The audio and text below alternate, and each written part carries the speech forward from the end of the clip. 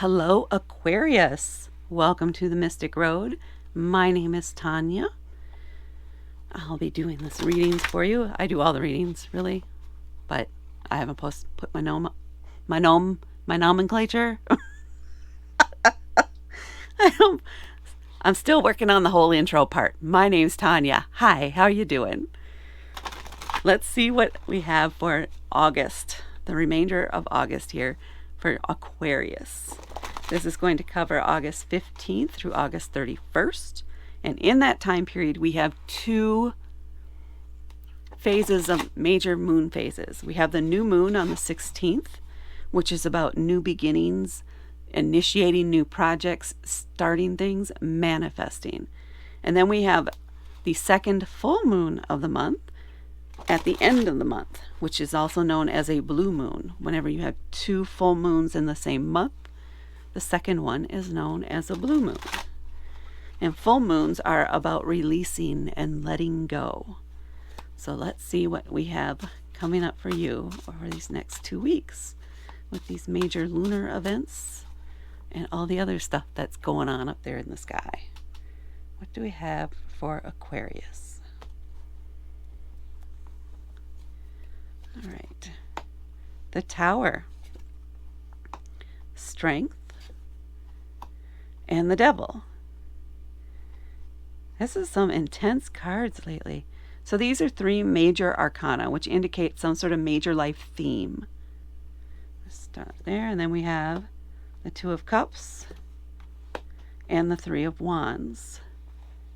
So let's see what I'm picking up as an overall read here. I'm just going to take a moment to think.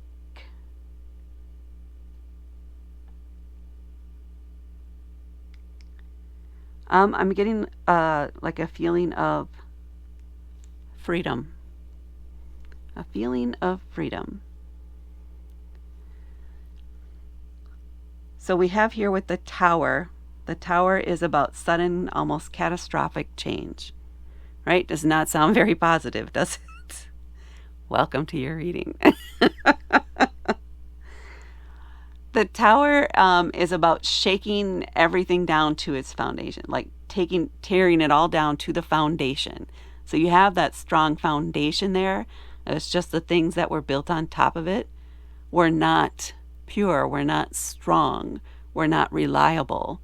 Poor building materials. It could be an unstable emotional base. It could be literally the building materials were subpar, or maybe something out of the blue came and struck it down. So this might be where you're at right now, but it's going to come quickly and hard, and boom, there's no going back. When it's down, it's down. You can, though, you do have the opportunity at that time, once everything is torn down, once everything is crashed to the ground, to consider rebuilding. And you can rebuild it in any way that you want. So whatever this area of life that this is, and we'll see if that comes out as we go on here, it's going to feel terrifying, sudden, it's going to feel scary, but the shining light of this situation is that it allows you and gives you the opportunity to build back better. It releases you from the things that are not working, as much as you might have been trying to hold on to them. Whatever it was not working. It was not stable. And this is for your highest and best good. And then we move on, and we have the Strength card, another major arcana card. This one is about that inner strength, that inner fire. A very compassionate, serene on the outside, but very strong, a lot of fortitude, and the ability to make sure that things get done, but in a compassionate way. So whatever it is, whatever this incident here that happened,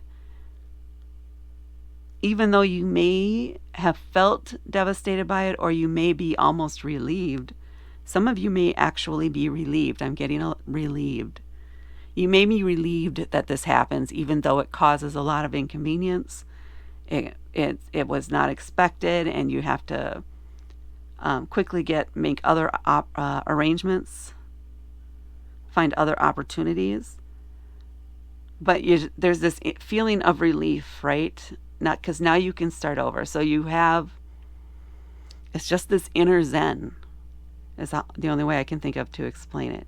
This inner zen, right? Complete confidence that in this case, for example, the lovely looking rat here, this is the Guardian of the Night tarot. So these are nighttime scenes.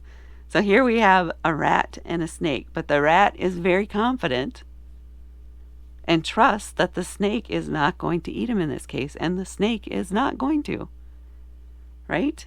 They are together in this.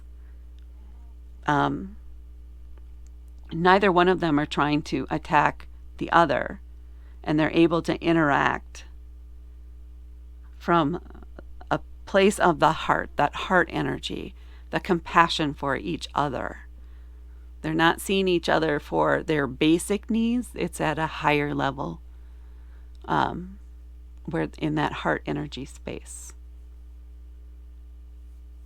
where they can see eye to eye, even if they don't agree, even though they may have other interests,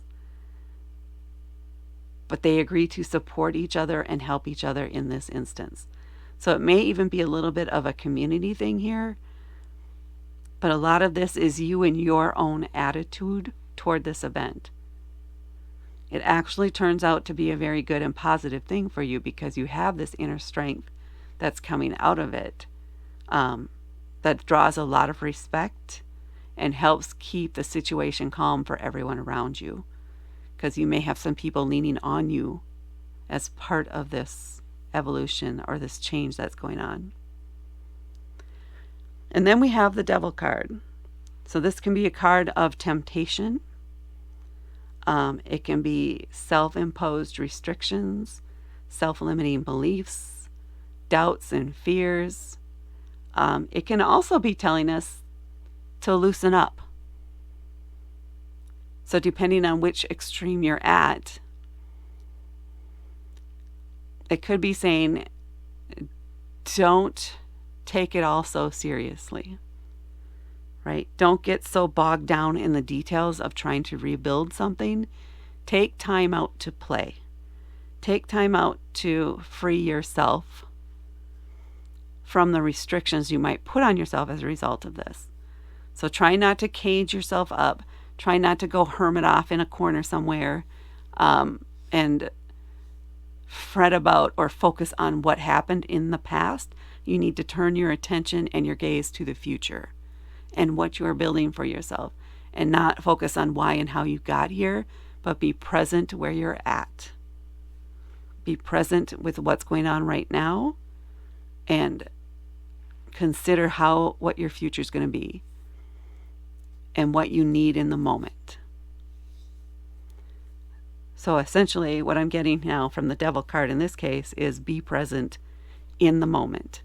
Don't get caught up in the whys and all of that. Just focus on the present moment, because that's where your strength is. And then we come down here and we have the Two of Cups.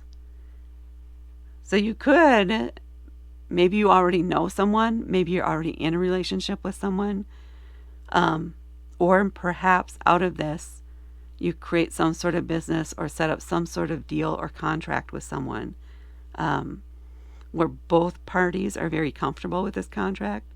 Both parties are in full agreement.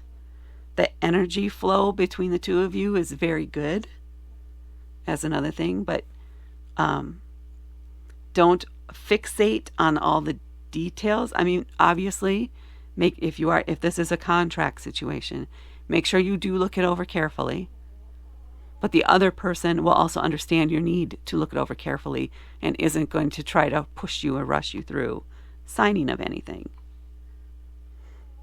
It's a case where you scratch my back, I scratch yours.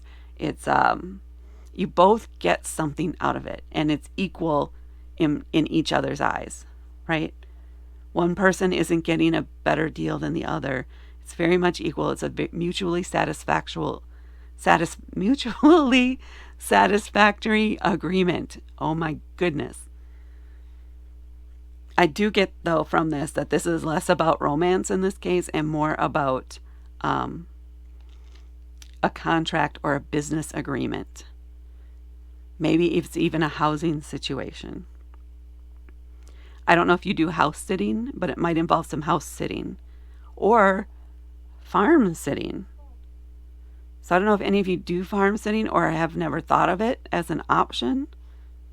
But consider it. Look into it if that's you. Farm sitting is a thing, yes. So if you happen to have those skills, if you happen to know how to take care of a farm or animals, or in some cases have some of the skills and are willing to learn the others, there are people out there that are looking for people to watch their places so that they can leave the farm and go on vacation. So that might be part of what this is. At least to me, that's feeling part of what that is. Now, I know that's very specific and is not going to apply to everybody. I understand that. This is a reading for the collective, so I'm just letting what flows to me, what I'm channeling, come to me. If it does not resonate with you and does not apply to you, that's okay. It could be that this is a contract about something else completely different, where you both get in, where it is, again, a mutually agreeable situation. It's an equality agreement. There's something you each get out of it. How many ways can I put that, right? It's just important to understand that this is an opportunity that you'll have. So be aware of it and be willing to keep yourself open to it. Don't get yourself caught up about things that happened in the past. Maybe this was something where it was a bad contract. Maybe you came out on the bad end of a deal. And don't get into your head about that, right? Don't chastise yourself. Just accept that happened. You kind of had a feeling that that was a situation going in. But now you've learned and you know more about what you want. You know what to look for. And you find this person, this other partner, where you just click right away. You feel good about it. And the contract is solid. And maybe you even ask for references, and everything is going to work out here in this case. And this could also be even something medical with the catechist we have here. That's leaping out at me right now too. So I don't know if some of you are maybe in a medical field or considering something in a medical field. But just be aware, those opportunities, keep your eyes open, be open to what comes to you. And don't close yourself off from opportunity. Stay open.